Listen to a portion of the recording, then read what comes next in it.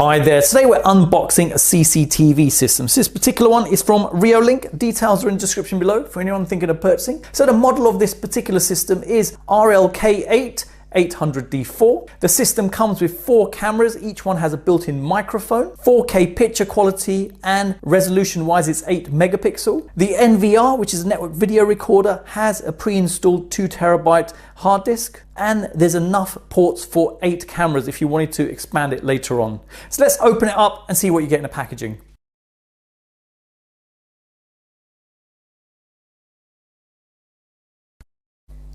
Okay, so you know the routine. I've laid out everything you get in the packaging, so let me quickly go through the items one by one. You get a CE Declaration of Conformity, and that's multi-language. Next, you get 5 templates to assist with installing the cameras, and it has a screw hole locations, and you also get some stickers. And this comes in a pack of 4, just to show, and each pack is multi-language, just to highlight. Then we have an operational instruction manual, and flicking through that, that's multi-language, and some basic details on getting up and running with this system. Next, we have some Ethernet connectors, and this is for the situation where you have to cut off the Ethernet port and put another connector on there. They don't give a crimping tool, just to be aware. You have to obviously buy that separately. So you can't do this without a crimping tool. You can't just cut it and slot that on. You will need a tool specifically for that. You get a bag full of fixtures, number of screws, and raw plugs. You get 4 waterproof seals. This is used for connecting the Ethernet cable to the camera, and this seals it up so you don't get water going in. You get an Ethernet cable. The length of this is 90 centimeters, and you use this to connect your NVR, which is a network video recorder, to your router.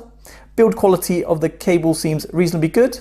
You get a HDMI cable. Build quality of this feels good. Length of it is 170 centimeters, and it looks gold plated, which is nice.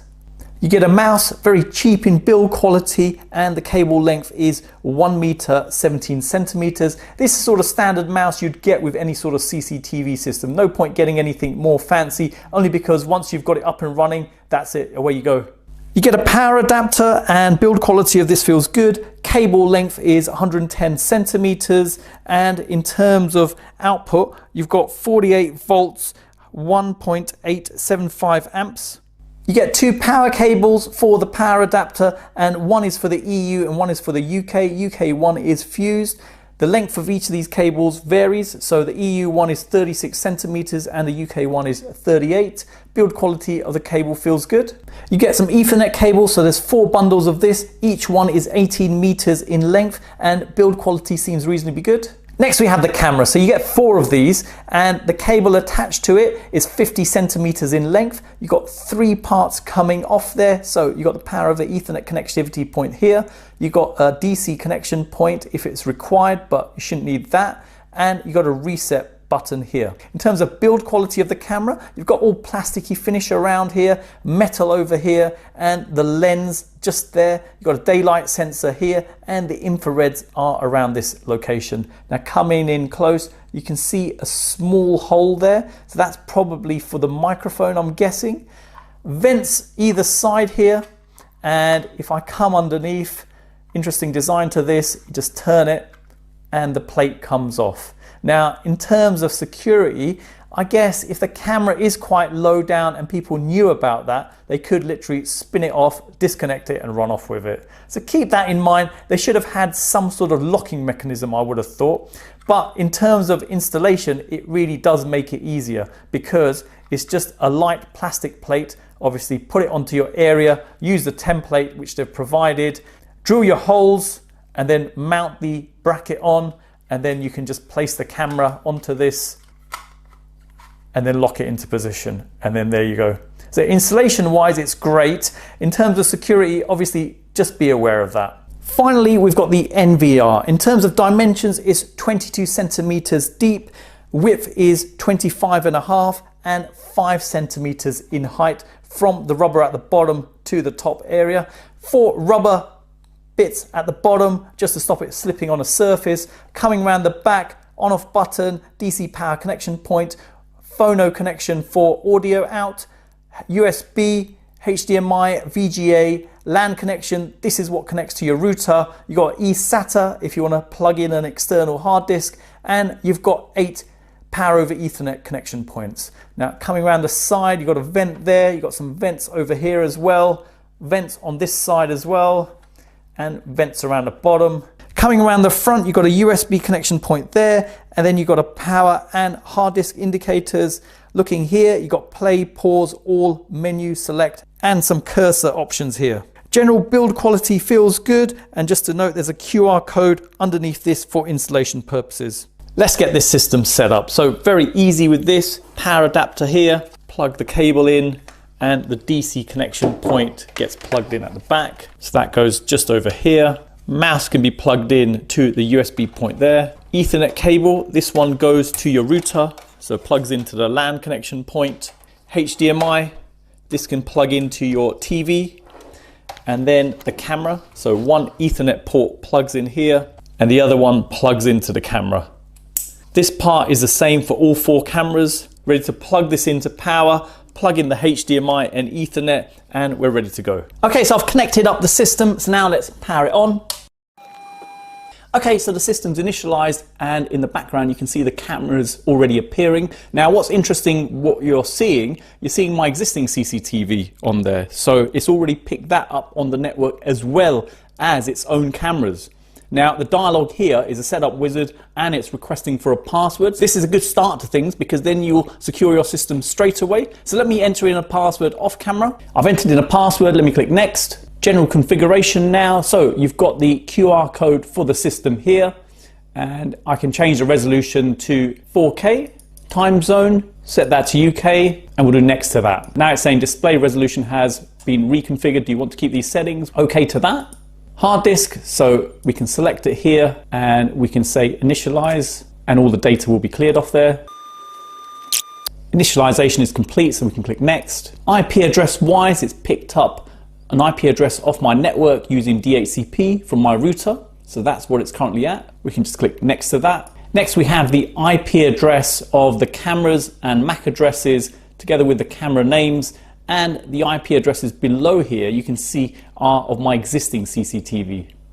So if I click next to that, you can set up an SMTP server. This is for getting email alerts. We'll skip that for now.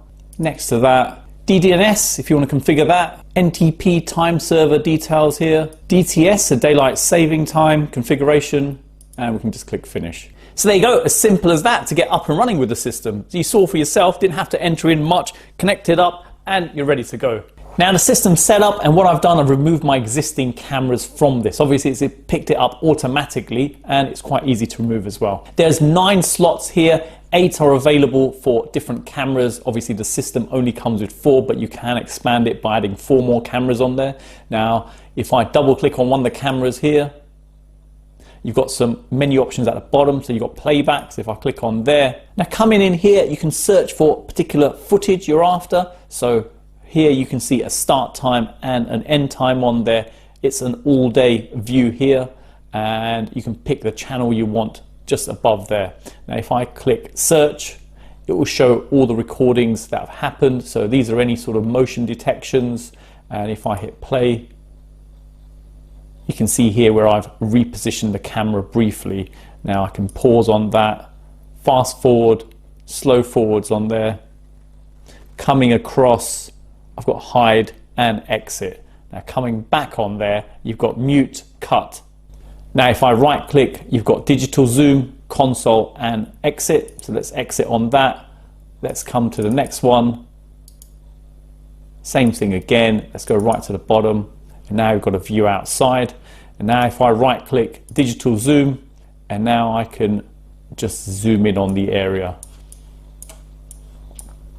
Picture quality wise, it does seem quite good. And just to note, this is a digital zoom, so obviously quality is not going to be amazing in any way. Looking at the options here, obviously zoom in, zoom out, region zoom. So you can pick a region and just zoom in on there. And you can navigate around just by moving it around. Exit from there, and you can see the motion detection events here. So this is where the event has occurred, something's happened. And if I now exit out of there, this is what you're presented with. Then you've got backup, event, and log search. So you can search through events. Let's do a quick search on that. And this is a search through the log. There you go, what's been going on. Coming out of there, now if I double click, it comes out, you come into this view. Now if I come towards the bottom and I right click, you can see the different view options here. It's a single cam, 4 screen, 8 screen, 9 screen, next screen, and picture in picture, and then start tour followed by manual record. Now if I hit start tour and I double click one of the cameras, let's give it a moment, it just flips over to the next one. So it just keeps flipping over. So it just keeps touring all the cameras. So if you had a situation where you didn't want it showing all of them at the same time, you just wanted to skip through each one, this is the setting for that. Now coming back from there, let's turn that option off. And if I click here on menu, you can see the options available. So these are all the cameras. I've turned off auto add so it doesn't add in my existing system. And it's as simple as just saying you don't want it displayed, so just set it to none.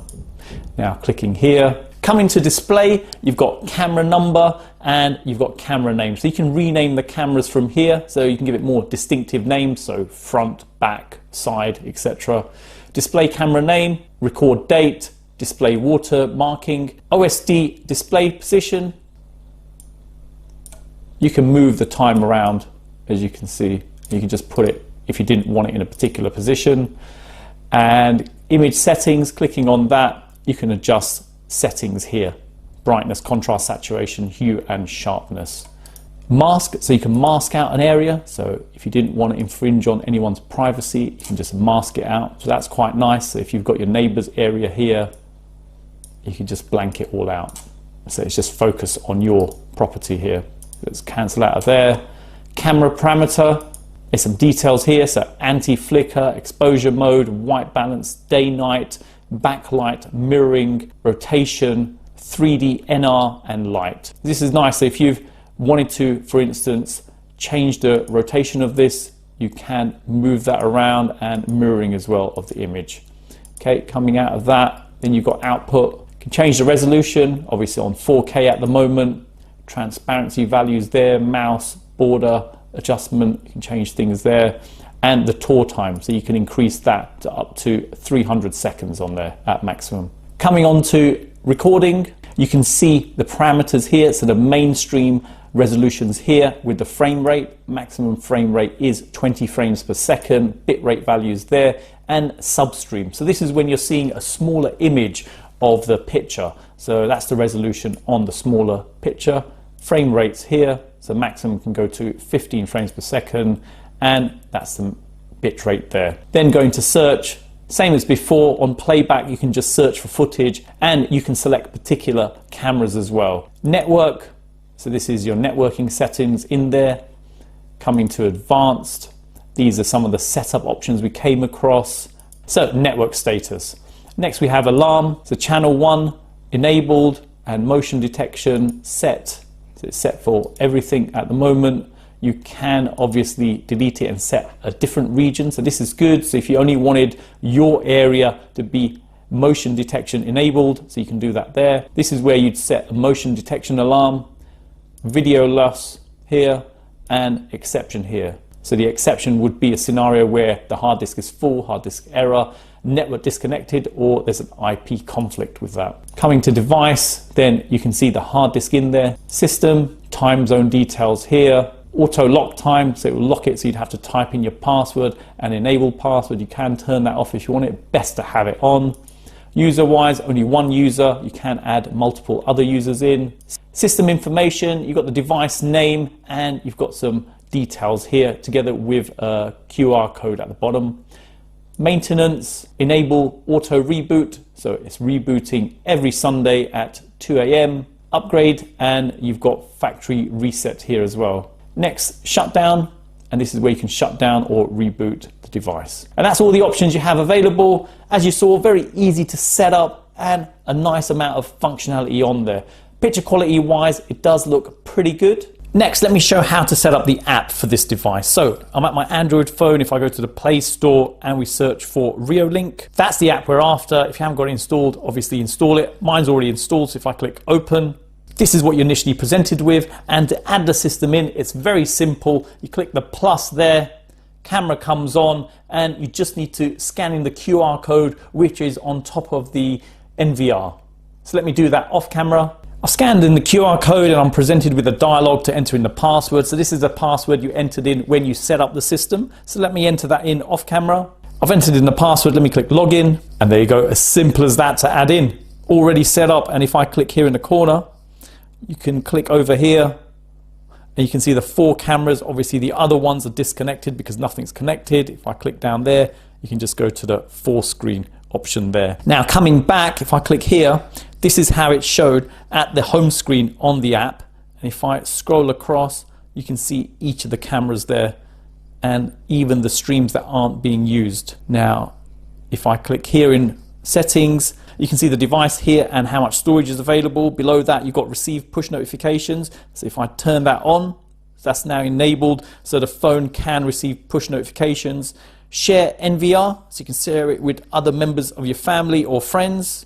Coming back, advanced, so if I click on there, you can see user management, you can add in more users on there. Probably worth doing that, so if you have shared the device with other people, you can see when they've logged on in the logs. Coming back from there, date and time, that's the system time at the moment, and if it's incorrect, you can just click synchronize phone time. Coming back, then you've got FTP upload, that's how you get that configured. Coming back, then you've got reboot and restore. Coming back from there, then you've got channel settings, so scrolling across, see each of the channels, and these are grayed out, obviously not used, but the 4 main ones in use are here. Clicking on one, you can see the options available for each one. So you've got display, you can see it now, you can rotate it if need be, put it back again. Quality, so this is the main resolution, then you've got fluent, so that's for the reduced resolution sizes, and then you've got anti-flicker, day and night, camera name, where it's going to be shown, date, watermark, so you can turn off the Reolink watermark in the corner. So if you didn't want to see that, you can get it off, and that's fine, you don't really need to have it on. And next you've got privacy mask, so you can mask out certain areas, as I've already shown via the interface, so that's quite nice to be able to do that. Coming out of that, and that's what it looks like once it's masked off. So if I go back in there you go, I can start off with a clear set and then just come out of there, and there you go, it's reset now. Scrolling down, then you've got exposure, white balance, backlight, 3D DNR, and these settings are the same for each camera going across. Okay, let's come back to the first one. Motion detection coming in there. Motion detection is currently on, and then you've got sensitivity below that, and you can adjust that. So the closer the person is, that's when you'll be notified. Cancel on that. Motion zones, so coming in here, it says create a zone over the area you don't want to receive alerts about. So you just literally mark it off, and you don't want to receive alerts about that. Okay, coming from there, then you've got schedule, and it's enabled for all the time. So you can disable certain time periods, and that's quite good. So if you didn't want it to alert, say for instance, when you're home, then you could have it like that. And if you know you're going to be out and about and you want it to then alert you, then you change it here. Okay, coming back from there, back again. Then we have camera recording, and then it's enabled for recording. Schedule for this, you can adjust it here. And you can see below, the camera will record videos continuously and identify motion triggered footage during selected time frames. So that's what you really want. So it's continually recording, and you can pick up bits when there is motion detected. That's the ideal setting, only because sometimes with these systems, if you only had motion detection, there is a possibility you could miss something. If there's quick motion happened, so if someone quickly came onto the footage and disappeared, it could be a possibility that could be missed. So always have it on continuous record and alerting when there is activity. Trigger recording, and this is the option where you can select the cameras that you want motion detected on. Post motion recording duration, it's set to 2 minutes, and it can go up to 10. So it's up to yourself if you want to keep going once the motion is detected, but if you've got it on continuous record, say this should be sufficient. Then you've got pack duration coming in there, you can adjust that, 30, 45 and 60.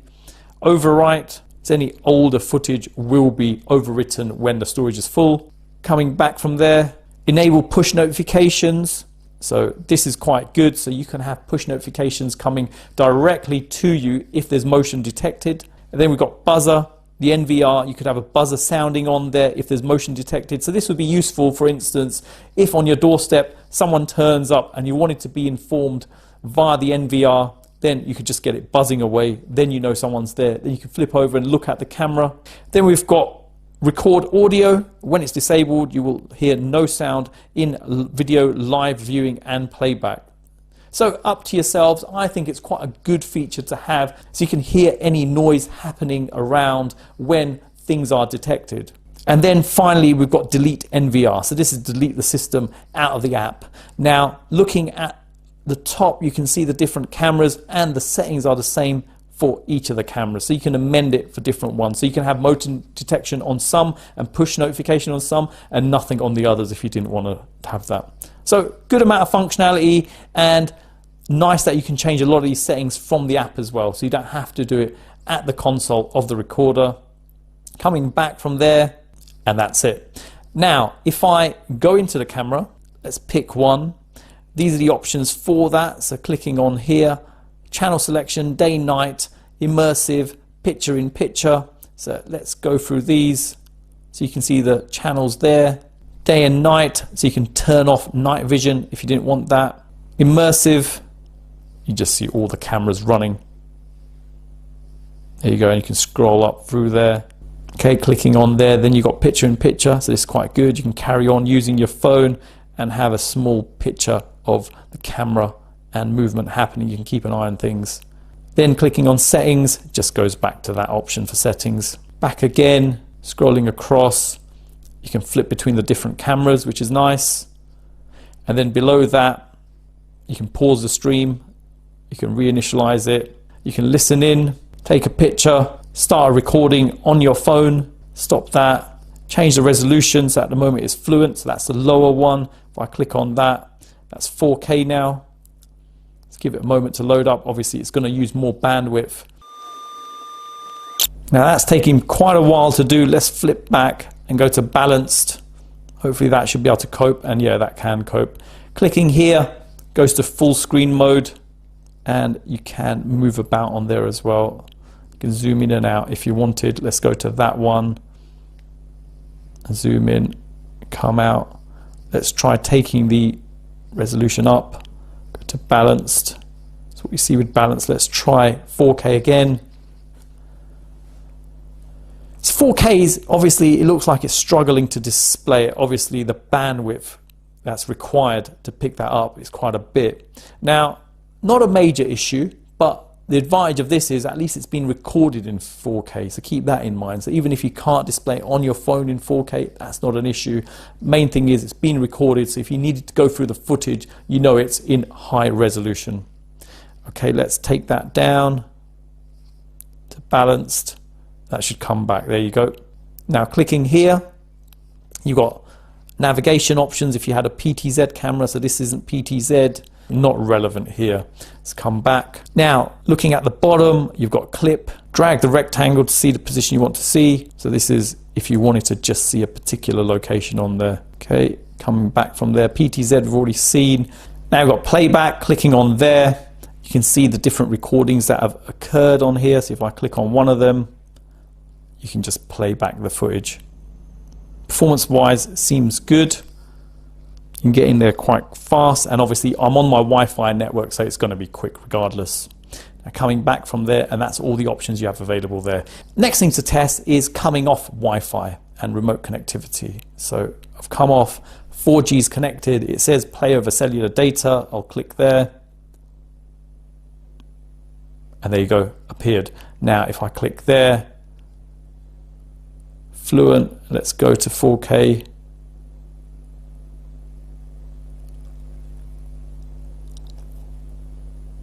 Taking a while, no point. Let's go to balanced. And you can see the time ticking away there. Now coming to playback. Now this is me remotely checking out footage. And that performance is pretty good. There you go. You can see the side here moving around. Take that up a little bit. If you go to clear. Nope, not coming back. Let's get back to Fluent. Just struggles with high quality footage. Now, seeing below, you can see show alarm videos only. That shows all the alarm notifications that have gone off. So quite a few there. If I click back, there you go. Okay, coming back from there, and I should be able to flip between the different cameras. So good, no ports to open on your router, just works seamlessly via cloud connectivity. And let's now come back to 4 cameras. See if we can see all 4 at the same time. And there you go, all appeared. Probably best to keep it in low resolution when you are remotely looking at it, only to see good performance on there.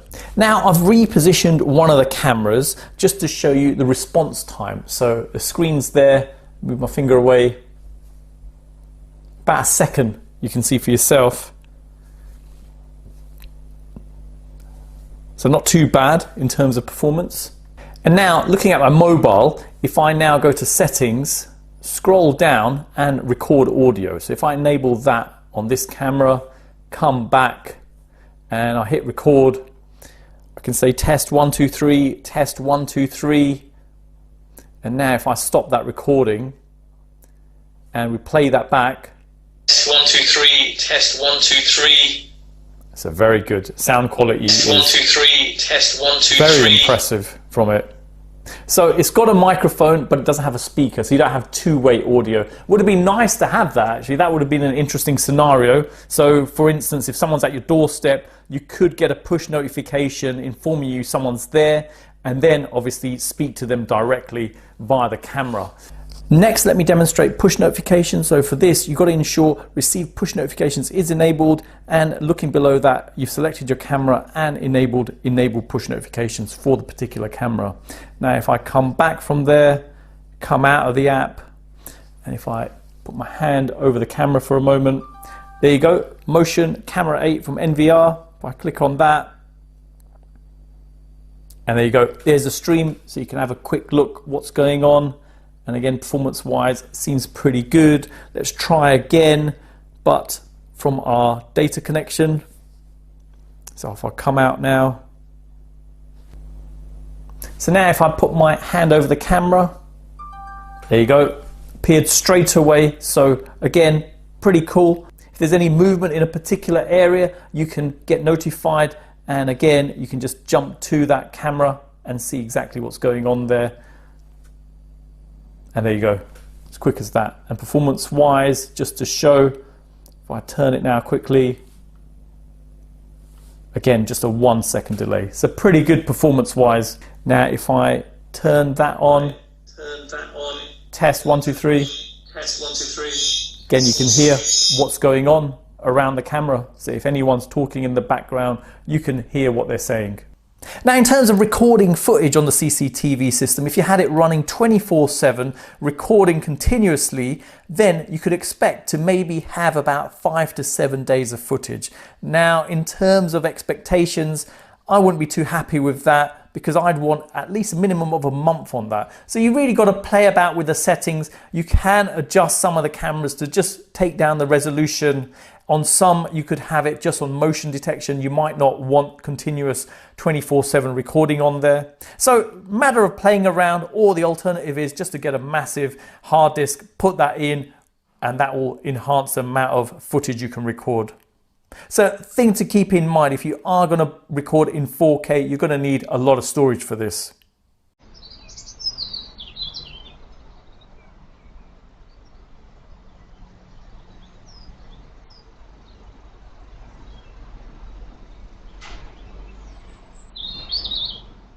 Now I'm at a distance of about 2.5 meters away from the camera. This gives you an idea what the sound quality is like. If I walk out, there you go, about 2 to 3 meters away.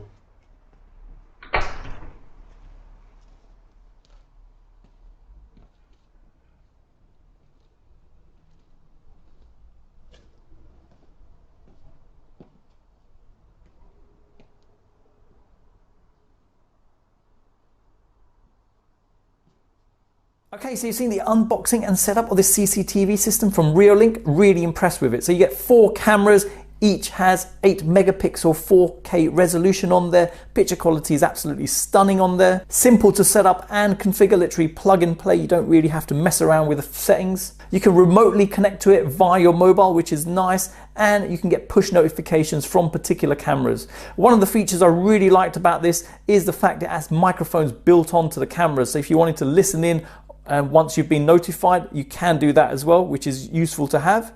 You can mask off areas as well if you wanted. If you were infringing on someone's privacy, like your neighbor's area, you can mask that off as well, so that's not recorded. In terms of negatives, if I was really nitpicking, I could suggest the actual mounting plate here. Obviously it's just an easy twist and the camera comes away. So if the camera's quite low down, there could be a potential of it being removed.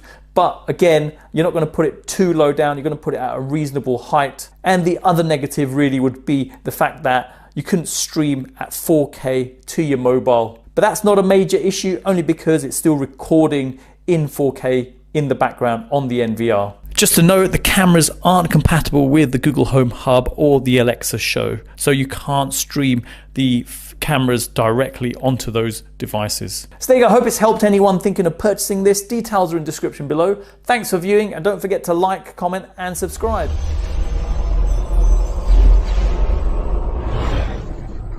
Video Shopping Network, an Amazon affiliate. To see this product on Amazon, click the link in the video description below. You'll be able to see current pricing, product previews, and any special deals. Desktop users should see the Amazon quick link below the video. Mobile users will need to click the little down arrow below the video first.